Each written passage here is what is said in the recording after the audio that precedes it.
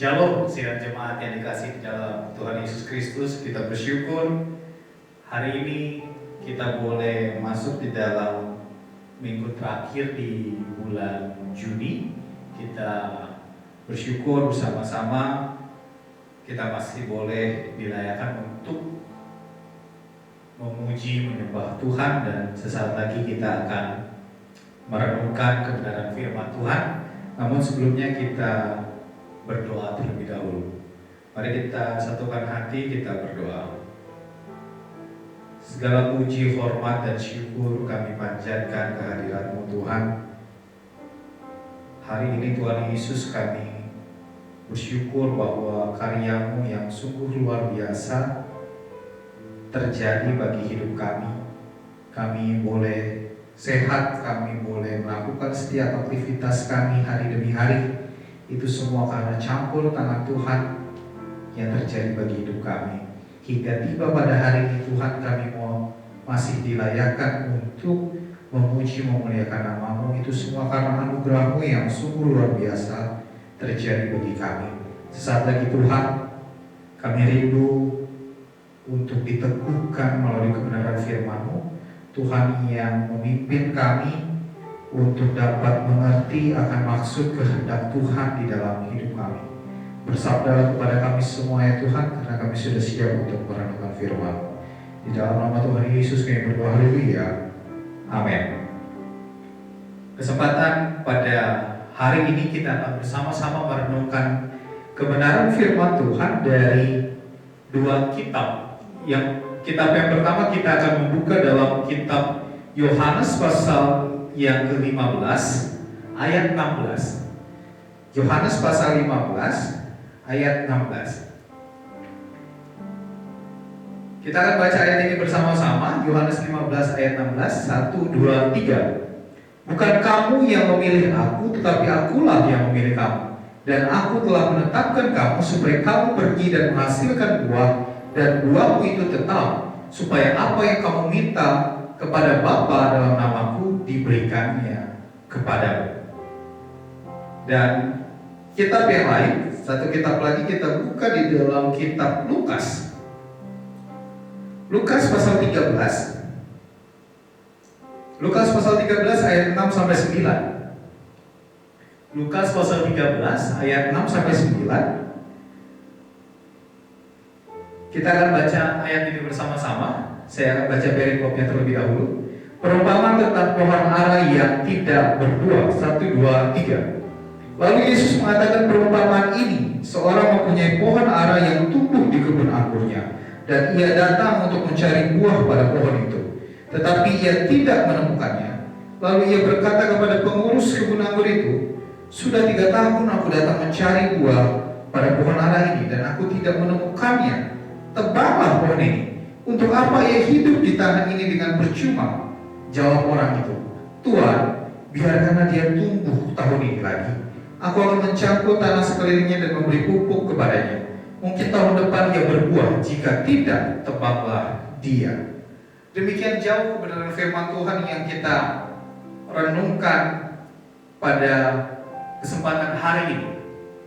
Kita masih dalam tema yang sama seperti minggu lalu, yaitu hidup di dalam Kristus. Dan tiba pada hari ini dengan subtema yang berbeda. Kalau 2 minggu yang lalu kita berbicara tentang harus berakal. Minggu kemarin kita berbicara merenungkan firman Tuhan tentang harus bertumbuh. Dan saat ini kita merenungkan kebenaran firman Tuhan dengan subtema yaitu harus berbuah. Harus berbuah. Kalau berbicara tentang buah, saya mengambil buah mangga. Pohon mangga akan dikatakan tumbuh baik kalau menghasilkan buah. Tidak peduli sebesar atau serimbun apapun pohon tersebut. kalau yang namanya pohon mangga tidak menghasilkan buah, maka pohon itu belum bisa dikatakan berhasil ditanam. Apa yang bisa menyebabkan pohon mangga tidak berbuah? Tentu bisa saja ada banyak kemungkinan yang terjadi. Bisa saja kemungkinannya adalah tanahnya kurang subur. Bisa juga kurang pupuk atau kurang air. Atau bisa juga ada hama yang membuat pohon tersebut tidak subur dan pada akhirnya mati dan tidak bertumbuh dengan baik. Pohon mangga tugasnya untuk menghasilkan buah mangga yang ranum dan manis. Bagaimana dengan kehidupan kita? Ada banyak orang tidak menyadari apa yang menjadi tujuan di dalam hidupnya. Banyak orang menjalani hanya sekenanya saja tanpa melakukan sesuatu yang berarti dalam hidupnya. Di dalam bekerja, mereka hanya sibuk berhitung untung atau rugi tanpa mau mengenal terlebih dahulu apa sebenarnya panggilan atau tugas mereka dalam hidup ini. Tidak jarang juga dosa-dosa menyerang, sama seperti hama yang menyerang berbagai bagian pohon. Bagai hama itu terkadang letaknya bisa tersembunyi. Sehingga kalau kita tidak menjadi awas atau kita tidak menyadari bahwa kita sedang diserang oleh dosa dan akibatnya bisa mematikan. Sama seperti pohon yang sedang bermasalah, kita pun bisa lama-kelamaan akan menjadi kering, tidak lagi menghasilkan buah, dan efeknya akan binasa, sia-sia. Menghasilkan buah itu bukan hanya penting oleh sebuah pohon, tapi Alkitab jelas berkata bahwa hidup kita pun perlu untuk menghasilkan buah. Bahkan dengan jelas dikatakan bahwa itulah tujuan kita di saat kita masih diberikan kesempatan hidup oleh Tuhan di muka bumi. Rasul Paulus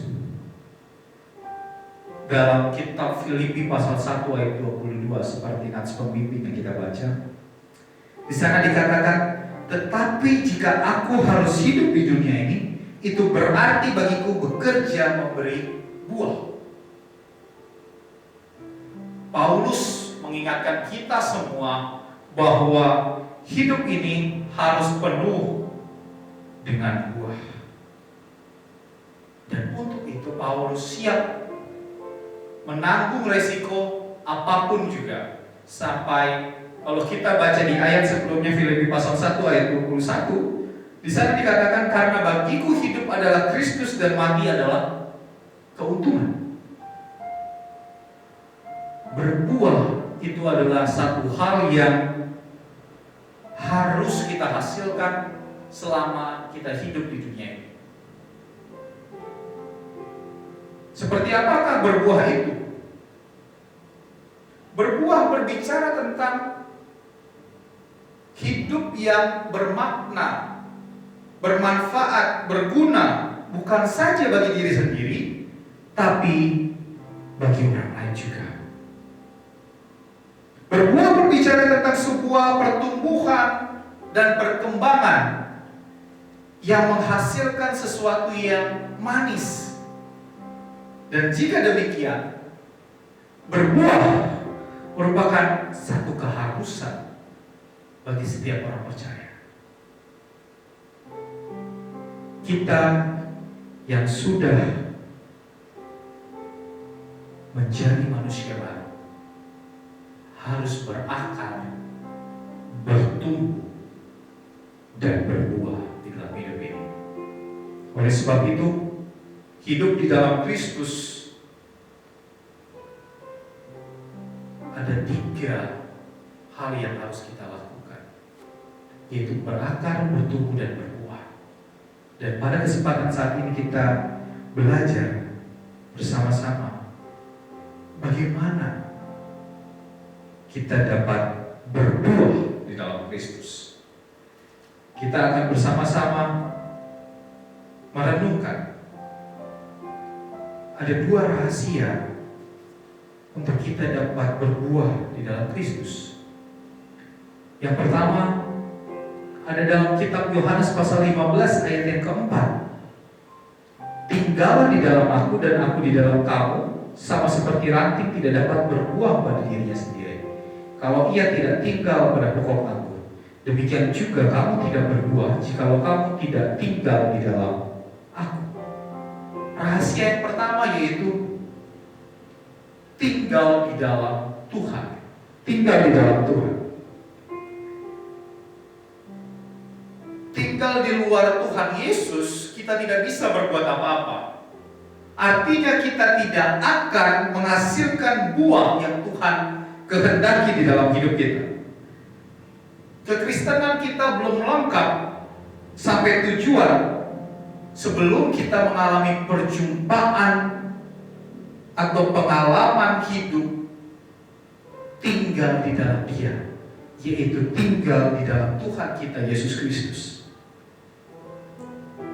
Tinggal di dalam Dia bukan hanya ditandai dengan pengakuan di mulut saja, tapi lebih menekankan sebuah pengalaman di mana seseorang dapat berinteraksi dengan Tuhan. Ada hubungan timbal balik, ada percakapan terus-menerus, sehingga kita bisa mengerti isi dari kehidupan kita untuk Tuhan. Oleh sebab itu, rahasia yang pertama ini yaitu kita harus tinggal di dalam Tuhan. Tinggal di dalam Tuhan menunjuk kepada satu kehidupan seseorang yang benar-benar hidup dalam persekutuan dengan Tuhan. Persekutuan seperti inilah yang sebenarnya dikehendaki oleh Tuhan. Disinilah seseorang menemukan kehidupan yang luar biasa, yaitu jika kita tinggal di dalam Tuhan. Setiap anak Tuhan, orang-orang percaya, patut bersyukur saat ini kita masuk di dalam anugerah Tuhan, di mana setiap orang percaya kepada Tuhan Yesus tanpa terkecuali itu bisa langsung berkomunikasi dengan Tuhan, bisa langsung mencari wajah Tuhan tanpa harus ada perantara.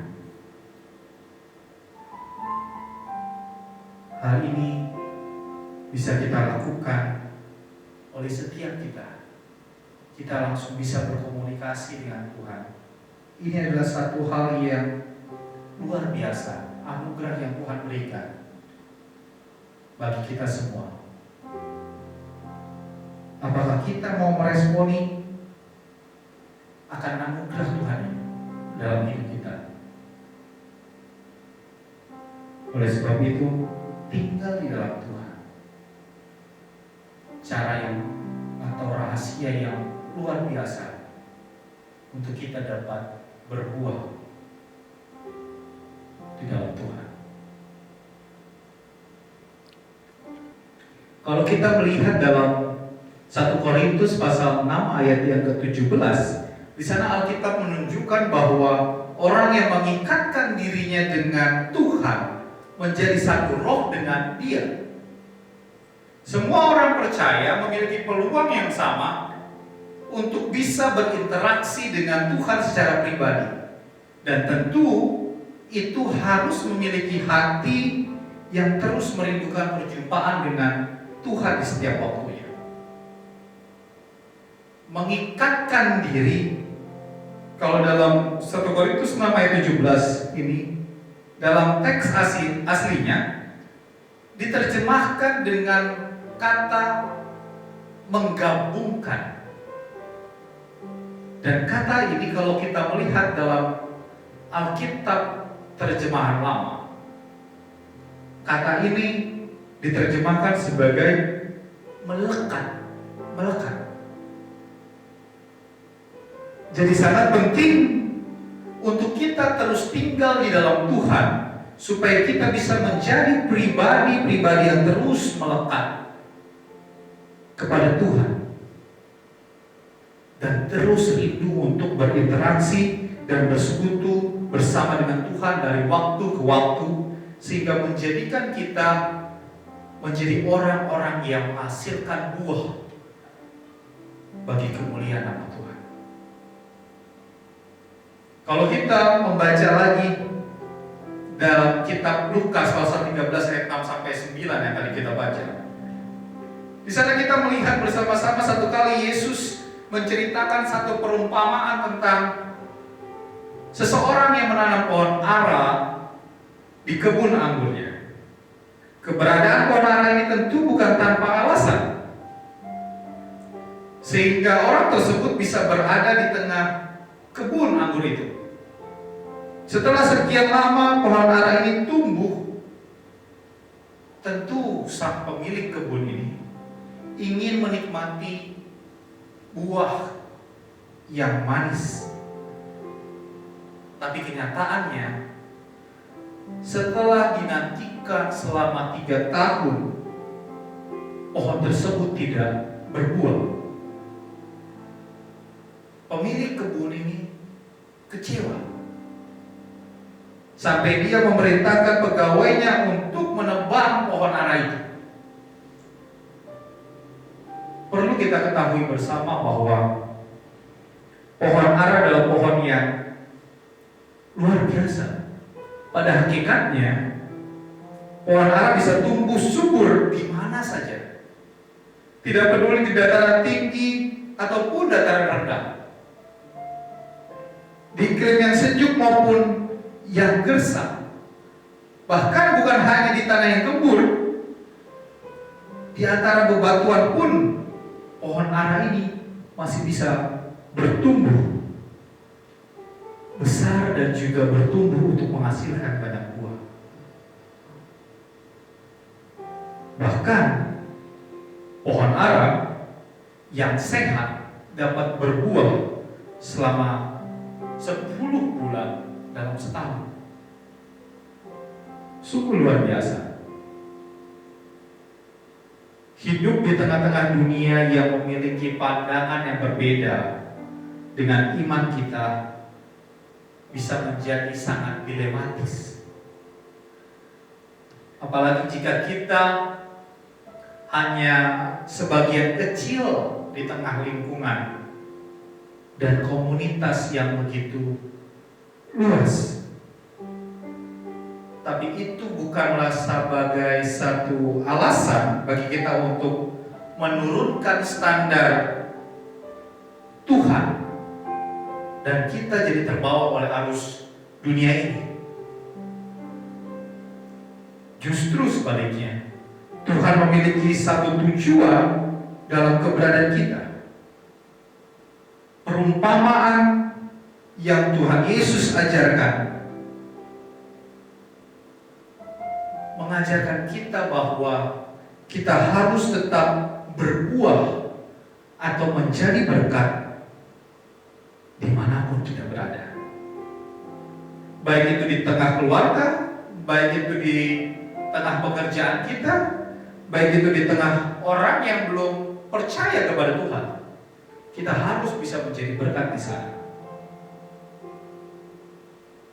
Dan hal ini hanya dapat kita lakukan jika kita hidup melekat kepada Tuhan atau hidup tinggal di dalam Tuhan. Tuhan tinggal di dalam hidup kita dan hidup kita di dalam Tuhan. Tidak peduli sesulit apapun tantangan yang ada di depan kita, mari kita tetaplah berbuah bagi Tuhan, sehingga kita dapat bisa menjadi banyak berkat atau menjadi berkat bagi banyak orang.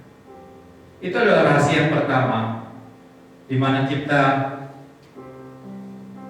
dapat berbuah di dalam Kristus, yaitu kita tetap tinggal di dalam Tuhan. Rahasia yang kedua, yaitu kita buka dalam Lukas pasal 8. Lukas pasal 8 ayat yang ke-15. Lukas pasal 8 ayat yang 15. Di sana dikatakan Lukas 8 ayat yang ke-15.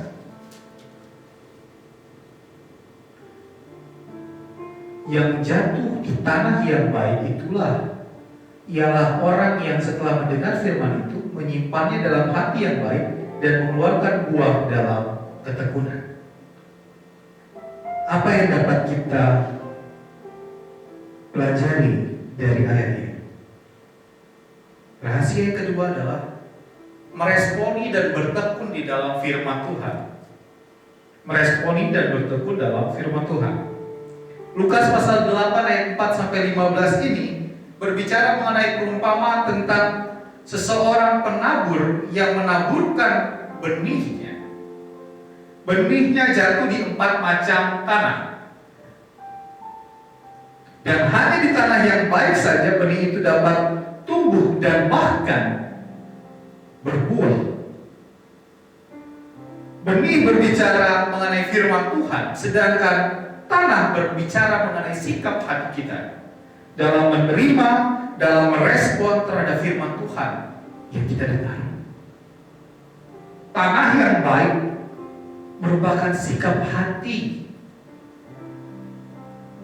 kita mendengar, menyimpan dalam hati dan mengerti firman Tuhan yang kita terima. Dan tidak hanya itu, firman yang telah kita terima itu kita praktekkan dalam kehidupan kita sehari-hari. Dan dengan begitu kita dapat mengeluarkan buah yang dapat dinikmati oleh banyak orang. Rahasia yang kedua ini mengajarkan kita, meneguhkan kita untuk kita dapat meresponi dan bertekun di dalam firman Tuhan. Saya mengambil satu contoh dari satu tokoh Alkitab, yaitu Yunus. Yunus diperintahkan oleh Tuhan untuk pergi ke Niniwe, menyampaikan pesan dari Tuhan bahwa Niniwe akan ditunggang balikan oleh Tuhan. Khotbah Yunus ini sangat pendek, hanya menyampaikan pesan Tuhan tersebut.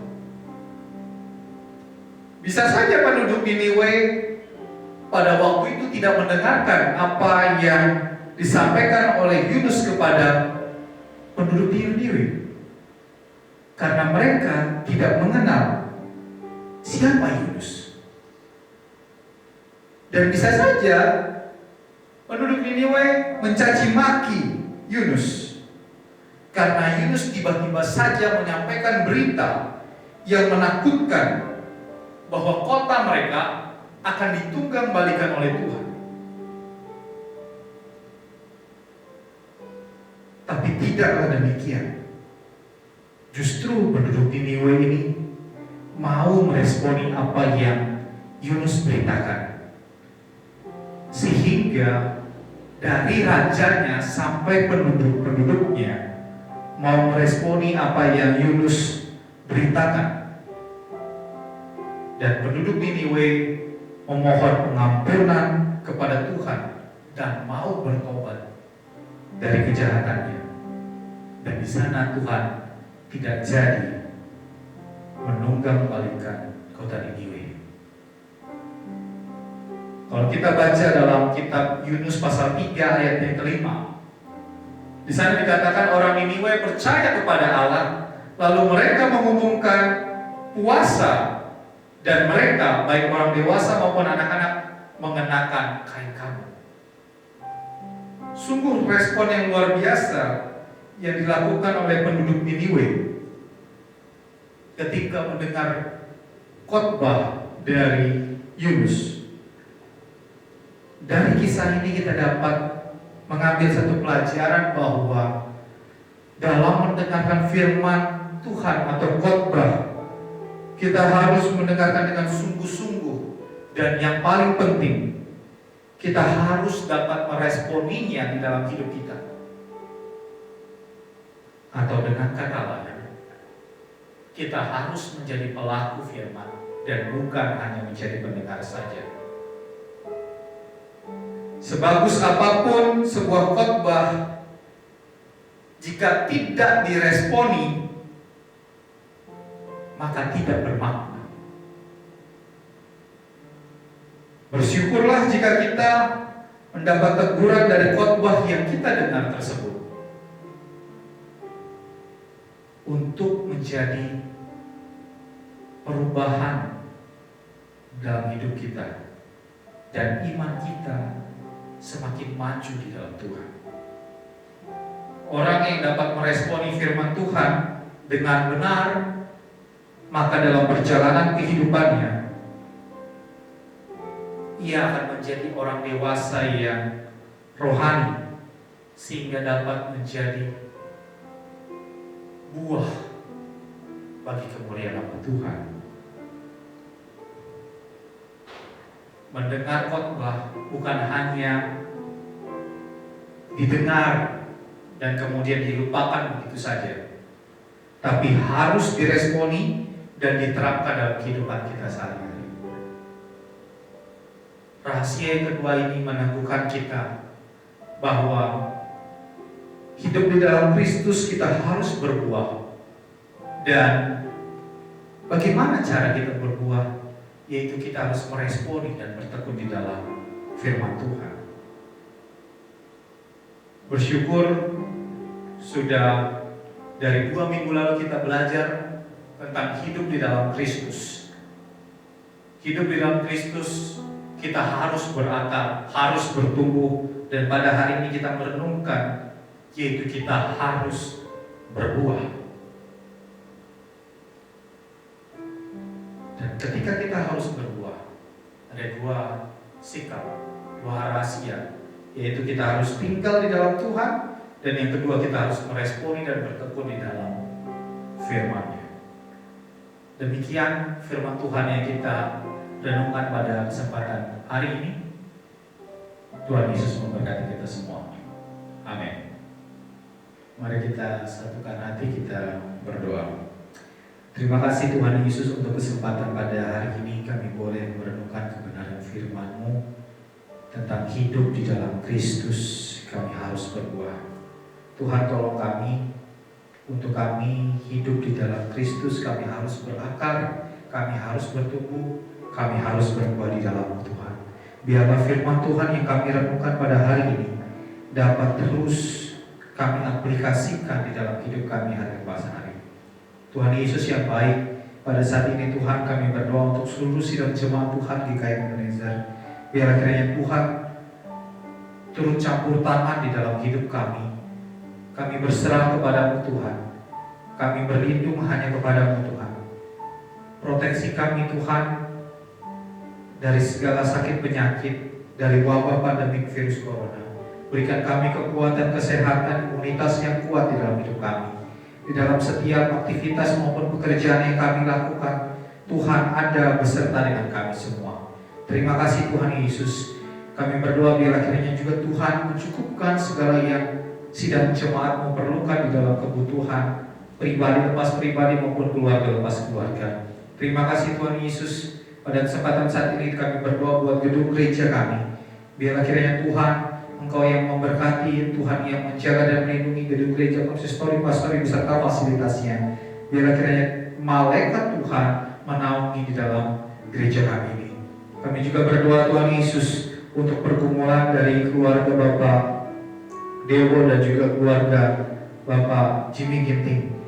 Kami tetap berserah, berpengharapan kepadamu saja ya Tuhan, bahwa kuasa mujizat-Mu masih ada sampai saat ini dan Tuhan nyatakan bagi kedua keluarga ini. Kedua keluarga ini Tuhan merindukan kehadiran anak laki-laki maupun anak-anak perempuan di tengah-tengah keluarga ini. Kami berserah kepada Tuhan Yesus, Tuhan yang sanggup untuk memberikan keturunan bagi kedua keluarga ini. Dan biarlah kiranya Tuhan meneguhkan hati dari kedua keluarga ini untuk tetap menantikan, berpengharapan, berserah kepada janji Tuhan di dalam setiap kehidupan mereka. Terpujilah nama-Mu Tuhan. Kami berdoa Tuhan Yesus pada saat ini bagi bangsa kami ini Tuhan.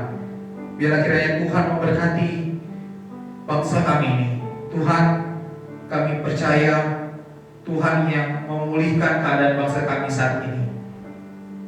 Jika saat ini bangsa kami sedang menghadapi wabah pandemi virus corona, Tuhan Yesus, Tuhan yang berkarya untuk dapat memulihkan bangsa kami ini. Tuhan yang memakai para pemimpin bangsa kami, mulai dari Bapak Presiden Joko Widodo dan juga Bapak Wakil Presiden Bapak Kiai Haji Ma'ruf Amin bersama para menteri dan juga bersama jajaran pemerintah daerah untuk dapat menangani masalah ini dengan seturut akan kehendak Tuhan. Berikan hikmat di dalam memutuskan kebijakan-kebijakan bagi bangsa ini Tuhan. Kami berdoa bila kiranya kekuatan kesehatan Tuhan limpahkan juga bagi para pemimpin kami. Kami berdoa Tuhan Yesus bagi para tim medis yang menangani setiap pasien COVID-19. Tuhan yang berkarya bagi mereka, memberikan kekuatan kesehatan, imunitas yang kuat bagi mereka. Kami berdoa Tuhan biarlah kiranya sukacita dan sejahtera Tuhan limpahkan bagi mereka. Kami berdoa buat setiap keluarga yang mereka tinggalkan di rumah, Tuhan yang mencukupkan segala kebutuhan yang mereka perlukan, dan Tuhan yang memberikan kekuatan kesehatan juga bagi seluruh keluarga yang ditinggalkan oleh para tim medis. Terpujilah nama-Mu Tuhan.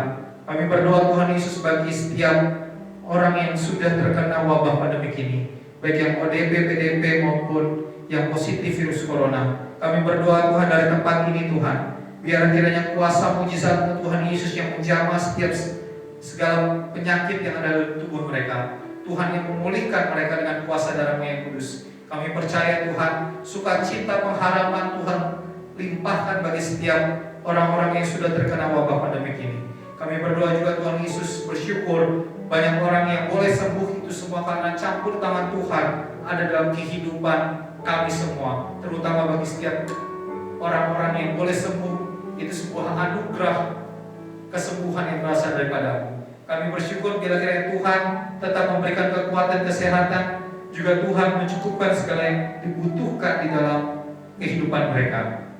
Kami berdoa Tuhan Yesus pada saat ini untuk setiap kami anak-anak Tuhan, biarlah kiranya kami tetap dapat bersatu hati berdoa kepada-Mu ya Tuhan.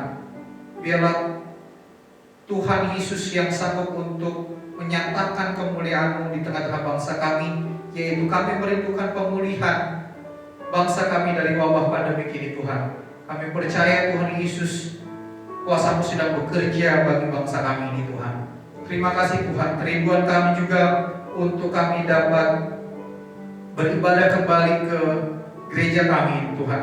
Biarlah kiranya Tuhan Yesus yang tetap terus membakarkan semangat untuk kami tetap berdoa, memuji, memuliakan nama-Mu di tempat kami masing-masing. Terima kasih Tuhan Yesus. Biarlah kiranya inilah setiap doa yang kami panjatkan, yang kami serukan hanya di dalam satu nama yang mengajarkan kami, doa Bapa kami. Bapa kami yang di surga, dikuduskanlah nama-Mu. Datanglah kerajaan-Mu, jadilah kehendak-Mu di bumi seperti di surga. Berikanlah kami pada hari ini makanan kami yang secukupnya, dan ampunilah kami akan kesalahan kami, seperti kami juga mengampuni orang yang bersalah kepada kami. Dan jangan membawa kami ke dalam pencobaan, tetapi lepaskanlah kami daripada yang jahat, karena Engkau yang punya kerajaan dan kuasa dan kemuliaan sampai selama-lamanya. Amin. Kita akan mengakhiri ibadah kita pada kesempatan hari ini. Kita angkat satu pujian sebelum kita menerima berkat dari Tuhan, yaitu berkat kemurahan-Mu.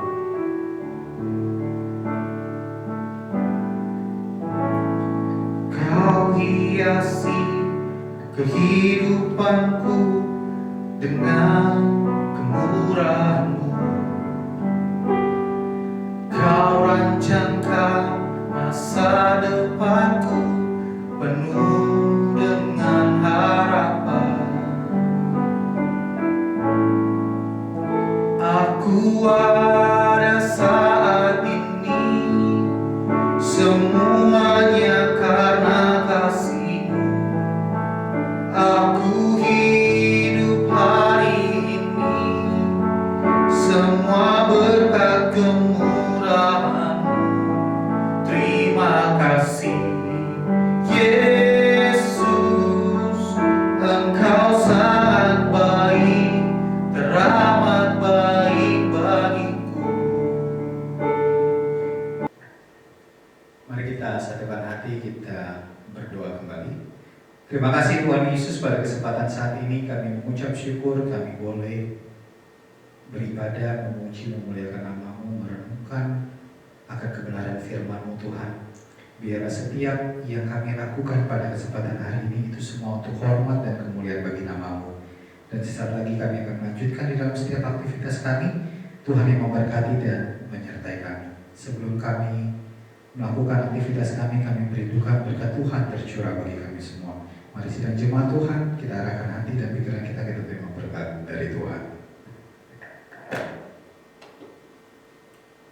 Tuhan memberkati engkau dan melindungi engkau. Tuhan menyinari engkau dengan wajahnya dan memberi engkau kasih karunia. Tuhan menghadapkan wajahnya kepadamu dan memberi engkau damai sejahtera mulai hari ini sampai selama-lamanya. Amin. Amin. Amin.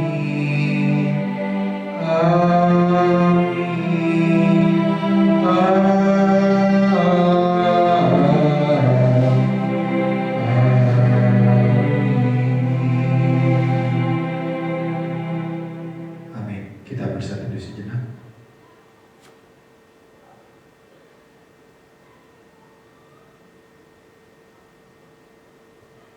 Amin. Selamat hari Minggu, Tuhan Yesus memberkati kita semua. Shalom.